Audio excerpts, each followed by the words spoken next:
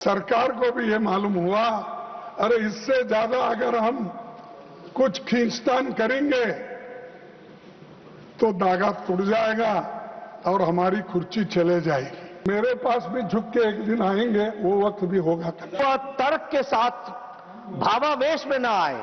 कम से कम बच्चों को एड्रेस करने के लिए आपको समय नहीं मिला, रात के 12 बजे मिला।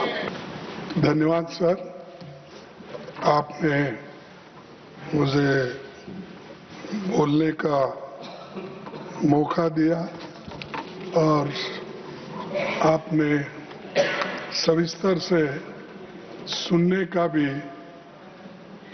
बात यहाँ पर रखी, इसीलिए मैं अपने बात को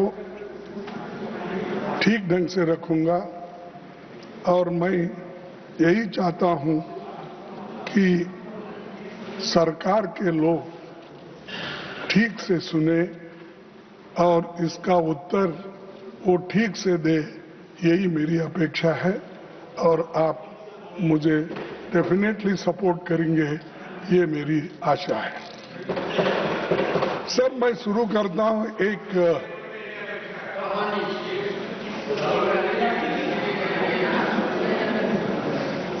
करता हूं पेपर चुराने वाले बचते रहे, पेपर चुराने वाले बचते रहे, मेहनत करने वाले पीटते रहे। ये कैसा न्याय, ये कैसी रीत, गुनाहगार हंसते रहे, मासूम सिसकते रहे। यानी मासूम लोग आज मासूम, तो ठीक है, आपका हिंदी बहुत अच्छा होगा, आपका हिंदुस्तानी भी अच्छा होगा, मेरा भी थोड़ा हिंदुस्तानी सुनिए। सर, मैं ये इसलिए कह रहा हूं कि पेपर लीक होने से कितने मासूम लोगों का नुकसान हुआ और कितने लोग पीटे गए, कितने माँ बाप परेशान हैं, कितने औरतें बच्चे परेशान हैं। इसको जाहिर करने के लिए ये बात मैंने आपके सामने रखी। सभापति जी, आप अभी पब्लिक एग्जामिनेशन अमेंडमेंट बिल 2026 में जो जहां चर्चा के लिए आई है, उसमें सिर्फ आंकड़े बदले हैं। मेरे पास पूरा ये है बिल, तो उन्होंने पढ़ा, वो बिल मेरे पास भी है, इसमें सिर्फ आंकड़े बदलते गए, उससे कुछ होने वाला नहीं है। ज्यादा जुर्माना, कड़ी सजा, special task force, fast track courts जैसे प्रावधान आपने इसमें रखा है, इससे कुछ फर्क पड़ने वाला नहीं। फर्क इससे पड़ेगा आप किस ढंग से इस एग्जामिनेशन को लेके चलेंगे और विदाउट पेपर लीक आप कैसा बनाएंगे, वो उस पे ऊपर निर्भर करता है। नहीं कि इसको हमने बढ़ाया 1 करोड़ से 10 करोड़ किया या 2 महीने से 6 महीने किया, इससे सुधारने वाला नहीं है। तो इसलिए मेरा कहना यह है कि ये तो नई बात तो नहीं है, लेकिन ये जो मजबूत कानून लाने के लिए हमने 2024 में ही इसकी मांग रखी थी, लेकिन तब आपने हमारी इस बात को नहीं माना और उधर से अभी अपने भाषण में कहा कि आप लोगों ने नहीं माना।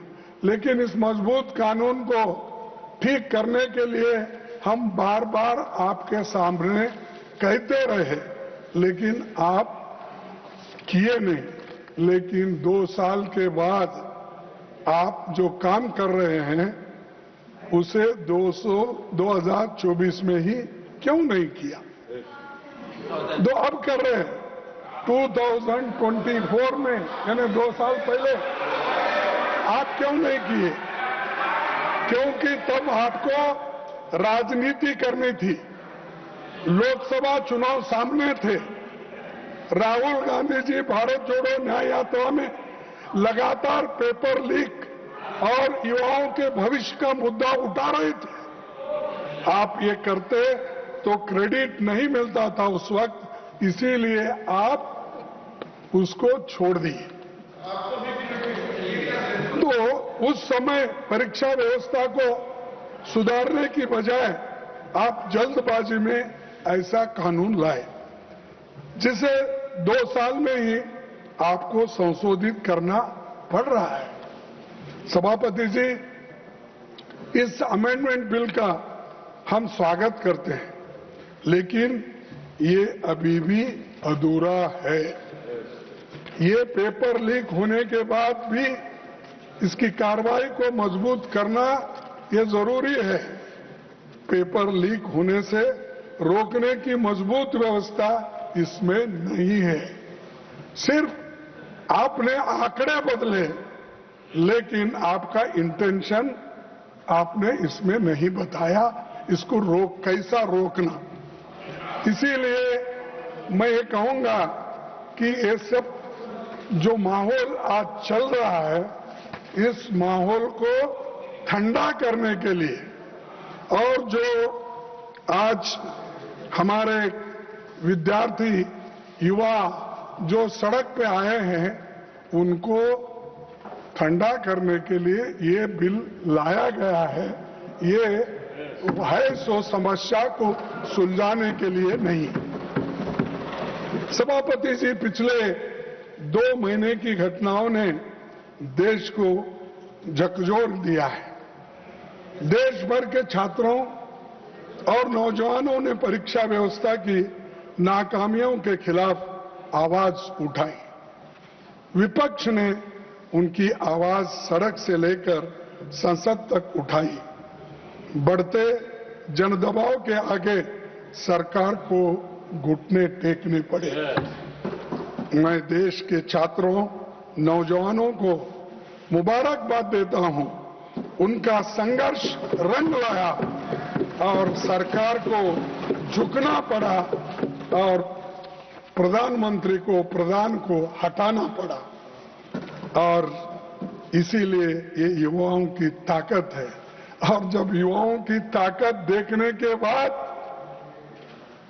हमारे सरकार को भी ये मालूम हुआ, अरे इससे ज्यादा अगर हम कुछ खींचतान करेंगे तो धागा टूट जाएगा और हमारी कुर्सी चले जाएगी। इसीलिए डर के आखिरी में उन्होंने युवाओं का जो डिमांड था उसको माना, लेकिन उसमें यह है, उसके पीछे है कि उनकी कुर्सी बचाने के लिए भी ये काम उन्होंने किया, ना कि विद्यार्थियों के समस्याओं को समझाने के लिए, सुलझाने के लिए नहीं की। कुर्सी कैसा बचाना है और इतना एजिटेशन हो रहे हैं सब कुछ। और हमारे जितेंद्र सिंह साहब भी इसको सुलझाने के लिए सड़क पर आना पड़ा। उनको भी कहना पड़ा कि नहीं नहीं ये अच्छा नहीं, वो ये, क्योंकि उनको भाई कैबिनेट मंत्री है, कैबिनेट मंत्री बैठे बैठे रहने को विनती कर रहे हैं। मेरे पास भी झुक के एक दिन आएंगे, वो वक्त भी होगा। तो सर, प्रधानमंत्री जी, Giriraj ji please, Giriraj ji please. Sir, तो वो समझाने की भी कोशिश करे, आए सब बोले, लेकिन डर इसका था उनको। वो जो सत्याग्रह या वो जो एजिटेशन था राहुल जी ने उस दिन किया, वो एकदम डर गए और डर के बोले कि ये ठीक, इसको आगे बढ़ाना ठीक नहीं है। तब उन्होंने ये तय किया कि प्रधान को हटाया जाए, शिक्षा मंत्री को हटाया। तब ये एक उनका अंदरूनी विचार है। और आप किसी से भी पूछिए, वो दिल में उनके है लेकिन बाहर नहीं बोलते, क्योंकि मोदी जी अपने कुर्सी के लिए ये सब कुछ किए। ये कदम तभी उठाया जब छात्र पेपर लीक, परीक्षा की गड़बड़ियों और संस्थागत नाकामियों की बात कर रहे थे। तब सरकार ने उनकी बात सुनने की बजाय उनको अराजक कहा और हर सवाल को राजनीति से जुड़ा बताकर खारिज कर दिया था। तो ये मैं क्यों कह रहा हूं साहब, जब विद्यार्थी पहले ये पूछे, महीनों से वो लोग वहां सड़कों पे बैठे और महीनों से एजिटेशन कर रहे थे, अपनी बात रख रहे थे, उस वक्त आप क्यों नहीं पूछे? उस वक्त उनके पास क्यों नहीं गए? उनके पास क्यों आप निगोशिएट नहीं करें? बाद में बुला के नड्डा साहब अपने चेंबर में बुला के समझाने के बजाय जिस दिन वो वहां बैठे थे उसके 2 दिन बाद या 3 दिन बाद अगर आप जाते तो ये समस्या नहीं होती, इतने लोग लाठी नहीं खाते थे, इतने लोग बर्बाद नहीं होते थे, इतने लोग बारिश में नहीं रहते थे। तो ये आपकी वजह से, आपके सरकार की वजह से ये सब भुगतना पड़ा। उसके कारण बीजेपी सरकार है, मोदी जी है, सबसे बड़े हमारे होम मिनिस्टर है अमित शाह साहब, जो दिख रहे ही नहीं हूं। मैं देख रहा हूं, नहीं तो बाकी के छोटे छोटे इश्यू में आके बार बार अपनी बात रखते हैं, हर तरफ घूमते हैं। तो किस तरफ क्यों नहीं घूम रहे मुझे मालूम नहीं। डरे हुए, हाँ, डरे हुए। तो ये प्रधानमंत्री भी मुंह नहीं खोल रहे और हमारे होम मिनिस्टर भी नहीं हो रहे, क्योंकि यहां पर दिल्ली में ही इतनी गड़बड़ हो रही है और आप होम मिनिस्टर हो, लॉ एंड ऑर्डर देखते हो, इतना होने के बावजूद भी, गड़बड़ी होने के बाद आपका मुंह भी नहीं खुल रहा। क्या कोई स्टिच कर दिया क्या? मुंह को बंद कर दिया?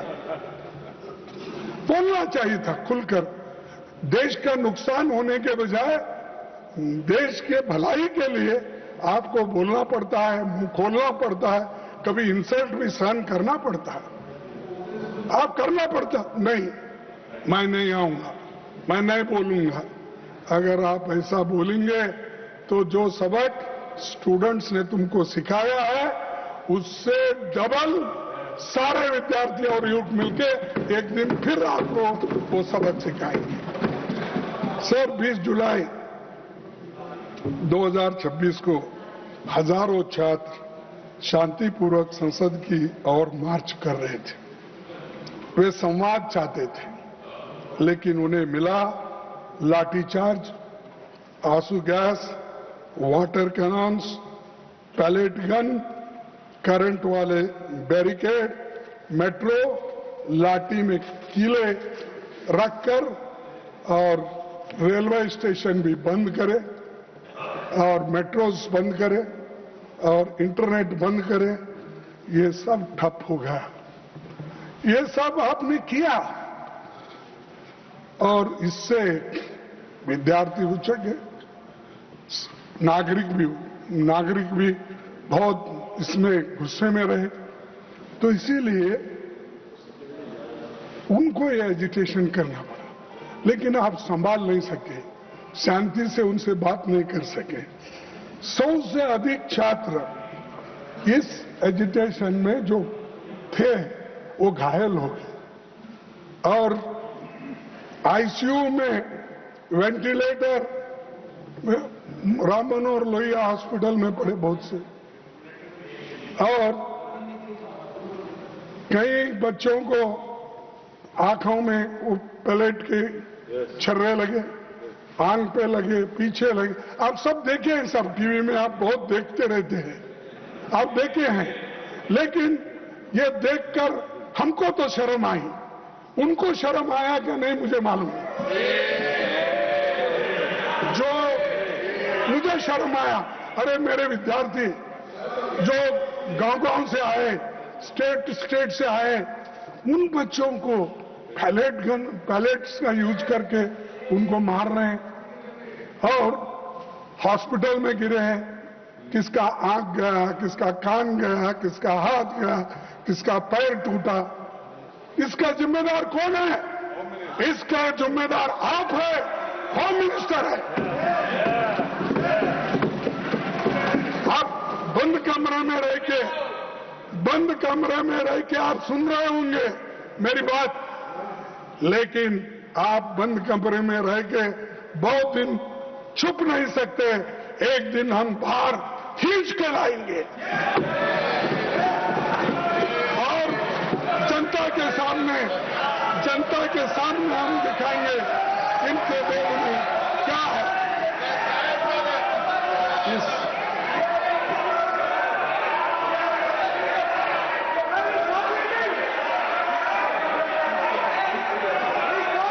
Now I call upon the leader of the House. All of you take your seat. All of you take your seat. All of you take your seat. Now I call upon the leader of the House. सभापति जी, एक minute, सभापति जी, एक minute. When he speaks, no. सभापति जी, I call. When he is speaking, if he wants, I will call him. When the leader of the House is speaking, if the leader of the opposition wants to intervene, I will call the leader of the opposition. Sabapati ji, yes. Sabapati ji, leader of the opposition को हम शांति से सुन रहे हैं और प्रजातंत्र में शांति से सुनना ये हमारी जिम्मेवारी है सरकार की। लेकिन मेरा निवेदन है लीडर ऑफ ऑपोजिशन से कि वह तर्क के साथ भावावेश में ना आए और भावावेश में ऐसे शब्दों का प्रयोग न करें जो असंसदीय है। अभी जो उन्होंने एक वाक्य यूज किया वह असंसदीय है, उसे कार्रवाई से निकालना चाहिए और आगे भी आप भावनाओं में न आए। वो मैं नहीं बोल सकता, वो मैं नहीं बोल सकता। Unparliamentary by either side, that will be expunged. No, don't insist on it. Please try to be within the framework so that the smooth, wonderful debate should take place. Sir,